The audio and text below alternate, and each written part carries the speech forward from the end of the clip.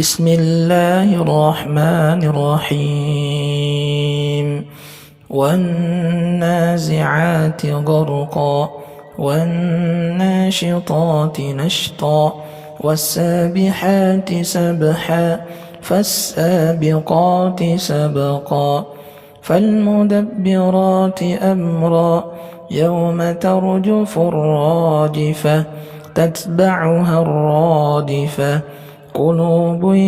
يومئذ واجفة أبصارها خاشعة يقولون أئنا لمردودون في الحافرة أئذا كنا عظاما نخرة قالوا تلك إذا كرة خاسرة فإنما هي زجرة واحدة فإذا هم بالساهرة هل أتاك حديث موسى إذ ناداه ربه بالوادي المقدس طوى اذهب إلى فرعون إنه طغى فقل هل لك إلى أن تزكى وأهديك إلى ربك فتخشى فأراه الآية الكبرى فكذب وعصى ثم أدبر يسعى فحشر فنادى فقال أنا ربكم الأعلى فأخذه الله نكال الآخرة والأولى إن في ذلك لعبرة لمن يخشى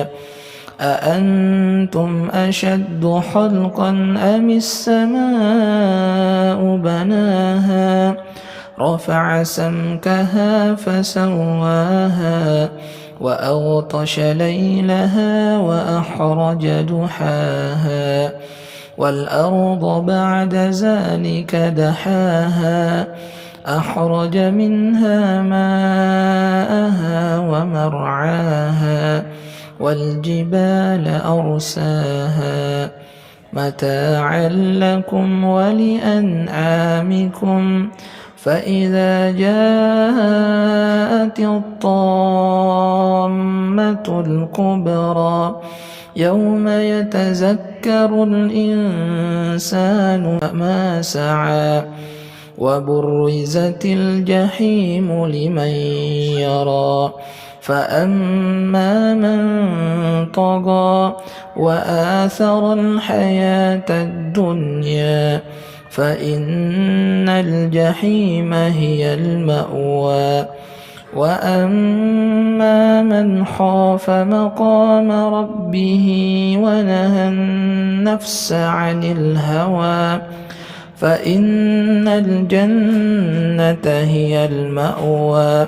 يسألونك عن الساعة أيان مرساها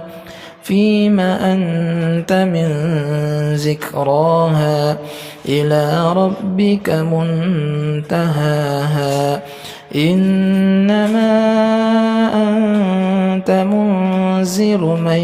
يخشاها